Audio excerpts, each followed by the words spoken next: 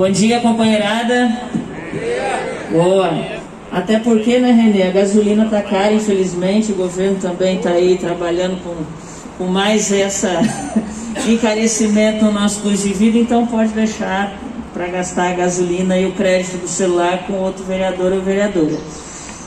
Então, pessoal, passando um informe do que aconteceu ontem, né, dentro da Câmara, nosso posicionamento político, a nossa opinião em relação aos projetos, a essa tramitação. Ontem eu já conversei com vocês em relação à defesa irrestrita do nosso mandato para assegurar o direito dos servidores, o direito dos trabalhadores, do serviço público. Então eu vou explicar duas coisas, tá? Nós estamos em um regime especial de tramitação de projeto na Câmara, como o Renê também já apresentou ontem. O prefeito convocou extraordinariamente a Câmara para analisar esse pacote de projetos que ele enviou, que são 6. Se fossem dias normais de trabalho da Câmara, que seria a partir do dia 1º de fevereiro, todo projeto que entra na Câmara, ele tem um rito, né, um caminho que ele percorre dentro da Câmara. Primeiro ele entra na Câmara, ele é protocolado, seja pela Prefeitura ou por um de nós, vereadores ou vereadoras. O procurador da Câmara apresenta um parecer sobre o projeto para dizer se o projeto já existe, projeto parecido na Câmara, se não tem, se ele pode tramitar, se é constitucional ou não. E daí ele começa a andar nas comissões em que os vereadores analisam. A primeira comissão seria de Constituição e Justiça, que é para dizer se o projeto é constitucional ou não. Nesse caso, ontem o Renê já explicou muito bem, e a gente tem essa análise também pelas nossas assessorias jurídicas, existem vários problemas constitucionais em todos esses projetos do Jean, os 6. Se fosse num rito normal, e se a Comissão de Constituição e Justiça trabalhasse como deveria, iria barrar já na tramitação da CCJ, que é essa comissão. Se não tivesse problemas constitucionais, o projeto continua caminhando na Câmara, com uma análise financeira do projeto na Comissão de Orçamento, e a partir da terceira comissão é o que a gente chama de comissão de mérito, ou seja, que vai analisar o conteúdo do projeto. No caso da mensagem número 5, que trata de reforma administrativa, dos servidores e tudo mais, iria para a Comissão de Trabalho, Serviço Público e mais uma coisa lá que eu não lembro o nome completo. Então essa seria a tramitação normal de um projeto, em que todos os vereadores, nós compomos de 1 a 3 comissões na Câmara, poderia ter tempo de analisar o projeto, ler o projeto. Só o projeto que trata da reforma administrativa tem quase 300 páginas, com várias pegadinhas, que não se lê e analisa de um dia para o outro. Nós teríamos tempo para fazer essa análise e apresentar, inclusive, as incoerências técnicas, políticas, administrativas, jurídicas de cada um deles. Com a convocação extraordinária do Jean na última sexta-feira, todo esse rito é quebrado. As comissões não estão constituídas dessa forma. O que aconteceu ontem? Ontem, o presidente da Câmara convocou a todos os vereadores e vereadoras para que na sessão a gente pudesse constituir uma única comissão especial. Ao invés de 3 ou 4, como eu falei para vocês, a gente constituísse uma única comissão especial extraordinária para analisar. Ao invés de cada comissão analisar cada um dos projetos, essa comissão especial vai analisar os 6 projetos, no que tange a questão constitucional, política e de mérito,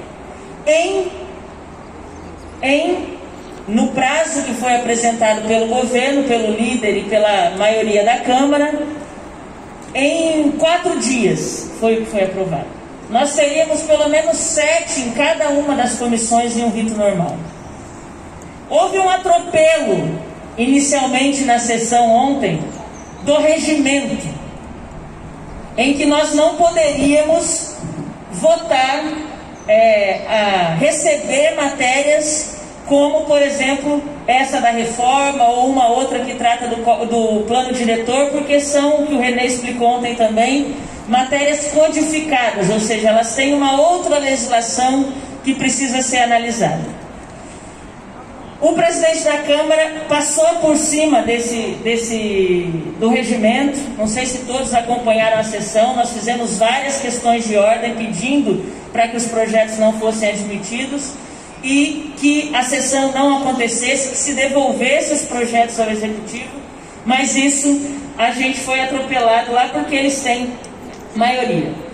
Com o segundo exercício de tentar, então, se não conseguimos devolver para o Executivo os projetos, a gente tentou colocar uma regra em que essa comissão tivesse mais tempo para trabalhar e analisar os projetos. Então, eu, o vereador Afrânio, a vereadora Cíntia, o vereador Marquito, apresentamos um segundo requerimento em que os prazos de trabalho da comissão eram maiores. A gente teria quase um mês para analisar os 6 projetos. E, não sei se todos viram, na verdade a gente conseguiu 8 votos a favor desse requerimento de mais tempo e a maioria dos votos a favor do requerimento apresentado pelo governo, que diz o quê? Que foi o que passou. O que aconteceu? Ontem foi constituída a comissão, essa comissão especial, composta por um membro de cada partido da Câmara. Nós temos hoje, entre os 23 vereadores e vereadoras, 11 partidos. Então essa comissão tem 11 membros. Ela foi constituída ontem e, de acordo com o regimento aprovado, no mesmo dia, ou seja, ontem também, a gente se reuniu virtualmente, a sessão foi suspendida, para que a gente elegesse o presidente da comissão e que o presidente distribuísse as matérias para os relatores. E daí vem mais um episódio, né, de sacanagem, porque o regimento da casa também diz que as primeiras reuniões de comissão ou de sessão da Câmara são sempre presididas pelo vereador ou vereadora mais velho da casa. Entre os membros da comissão, muito bem articulado entre a bancada governista, o membro mais velho indicado pelo governo era justamente o Renato Gess, que é o líder do governo. Ele presidiu a primeira reunião da sessão, se colocou como candidato a presidente da comissão. Nós apresentamos também o nome do Marquito para presidir a reunião e a Mariane, vereadora, também colocou o seu nome para presidir a comissão. Existiu uma questão regimental a ser discutida, que foi passada por cima de uma questão de ordem da vereadora Mariane, e ali na reunião, rapidamente, o Marquito retirou o nome dele e ficou apenas a Mariane como candidata a presidente da comissão. E também nessa reunião, por maioria de 7-4, o Renato Gess, que foi eleito o presidente da comissão, e em um rito que não tem nada de democrático, mas que é regimental da casa, avocou a relatoria dos projetos para ele próprio. Quais são os prazos, portanto? De ontem, do final da sessão, ele teria até 48 horas para apresentar o relatório dos 6 projetos. Ninguém faz relatório de 6 projetos dessa natureza em 48 horas, o que reforça a nossa tese de que esses relatórios e pareceres já estão prontos. Ele convocou a próxima reunião da comissão para quarta-feira, amanhã, às 15 horas, para apresentar um parecer em relação aos projetos.